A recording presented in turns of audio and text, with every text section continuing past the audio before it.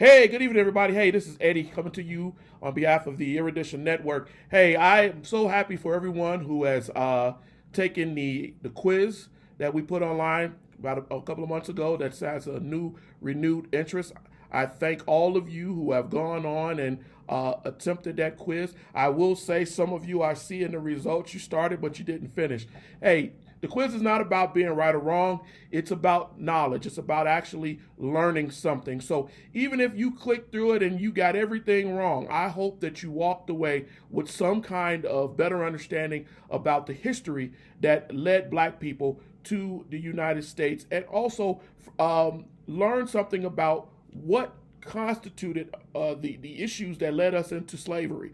The subjects that we covered and those 11 questions are wide and diverse, and they cover thousands of years. So I did not expect that everyone would be able to master it. That wasn't the point. The point was to touch on some history that you did not know. That being said, what I got on here tonight about is I wanted to touch on some things before we do our inaugural lessons on the Erudition Network. I wanted to talk tonight about sourcing, right? I want to talk about primary and secondary sourcing. My name is Eddie Phillips. I don't think that I really introduced myself in the last video. I do not have a doctorate in history. I do not have a degree in history. And I want to make that very clear. But what I do have is a desire and an interest in history. I spent the better part of 35 years reading about history, scouring, going through articles and books. I have dedicated my life to better understanding who and what I am so that I could teach my sons who and what they are. And in doing that, I learned that it was also lacking in the overall black community. I believe that teaching history creates an understanding, an empathy, a connection. We do not teach history in its whole. We do not teach history in its truth. And what I want to be able to do with Erudition Network is to be able to teach you about history from all over the world that allowed us to get where we are right now as African Americans. Now, that is a huge task to do. And because of that, I've gotten a lot of questions from historians and from people who are curious to ask me, who are you? What makes you think that you should be able to teach history to anyone? So I'm going to answer that question tonight. I'm a regular person, but I am also an autodidact. I learn because I desire to learn. It is not necessarily about the paper or the degree with me.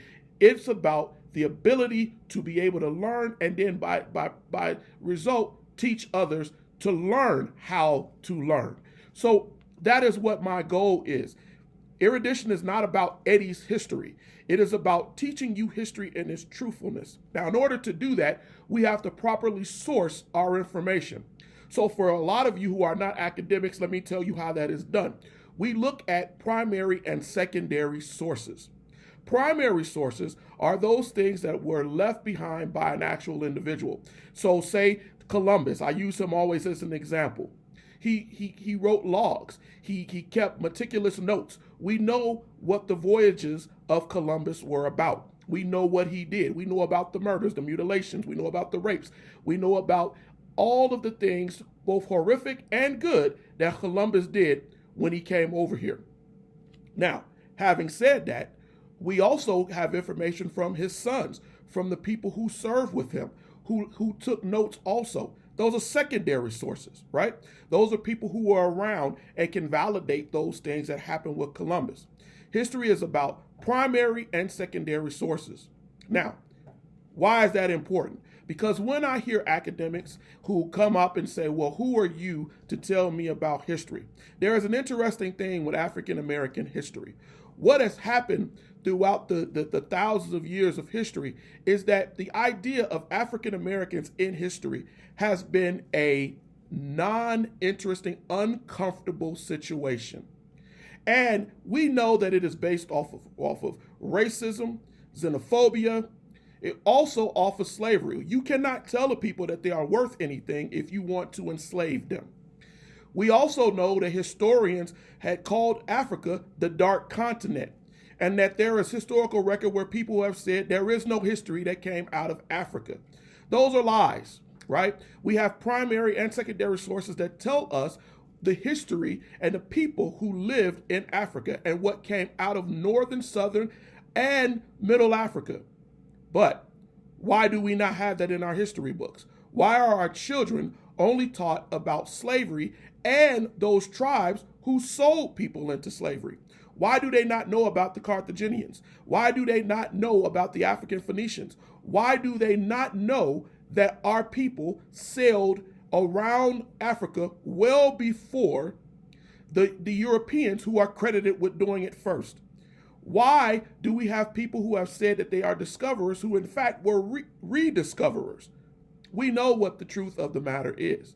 We know that there is primary and secondary history, but we also know that it is ignored because it is uncomfortable. So when Erudition comes online, we will tell you an uncomfortable history. There will be academics, there will be people who will be upset about what we say and what we put out. There will be those who do not want to hear it, who will throw arguments. And I'm going to tell you right now, very bluntly, that is not what this network is about. Everything that I present to you will be referenced. It will be factual. If you took my test that I put out a couple of months ago, you will notice that everything that you look up in that test can be found and can be verified by primary and secondary sources. And if you have any curiosity of that being true, please contact me via the website, Facebook, and I will provide those sources to you, but they should already be presented in anything that we do. Ladies and gentlemen, we need to focus on allowing our children to have a connection with our history. When we don't do that, they don't have a sense of worth. When our children get to third and fourth grade, they are told about African Americans in slavery and bondage. We have a new thing that is going on called the 1619 Project, in which we talk about colonial slavery and the blacks being brought over here. Anytime you place yourself at the beginning of your history as a slave, then you have already taken your worth away from you. That is not what we're about. We want to tell you about the history that came before, right? The tricultural cultures who came together, who stood together, white, Indian, and black. We want to talk about Hispaniola and its connection with the African American slave. We want to give you a history, a functional, realistic history, so that you are no longer clueless as to who you are.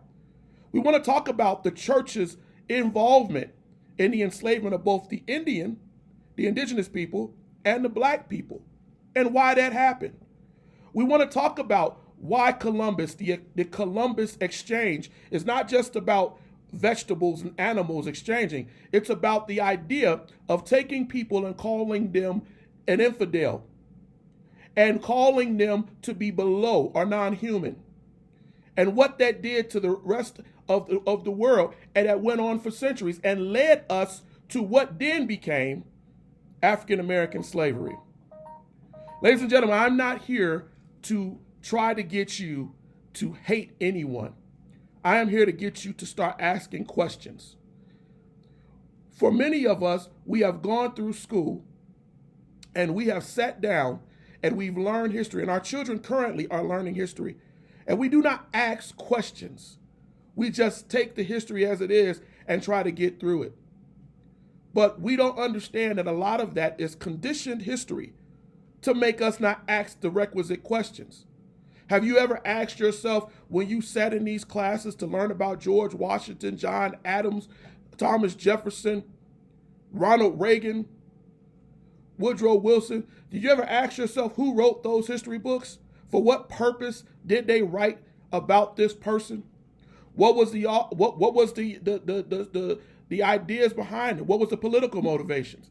We don't ask that. We just allow our children to learn out of these books. What I'm telling you is that the Erudition Network will challenge you if you let it. We will ask you questions. We will provide information to you. But I will always validate what I say and what I do. I love history. I have spent most of my life delving into it. If you know me, you know that we've had some kind of historical conversation or talk. I want you to learn, but I want you to learn correctly.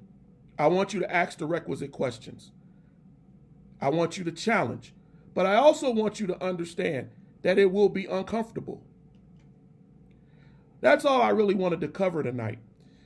Please leave us a message here on YouTube, on our Facebook page, and let us know what you think about what I said tonight, your thoughts on the Erudition Network. We look forward to hearing from you. I want to grow this. We are moving, but I think we can move faster. We can grow bigger. We can share. Share our link. Get your kids involved. I promise you what we have coming will change the mentalities of your family. I promise you what we have coming will have you having discussions in your house that you never thought you would have. It will give a sense of worth to your children because then they will have something to look to. If you knew that you came from successful, innovative people, you will more likely be less likely to go out and put yourself in a rank and foul situation because you have a worth. Let us help you and help ourselves to grow as a culture. As I said, please leave us any suggestions. If you want to vent, if you want to ask us about sources, any of that, but help us grow so that we can all grow together. I thank you. I thank you for your time. I didn't want to take up too long, but thank you and have a beautiful and blessed day.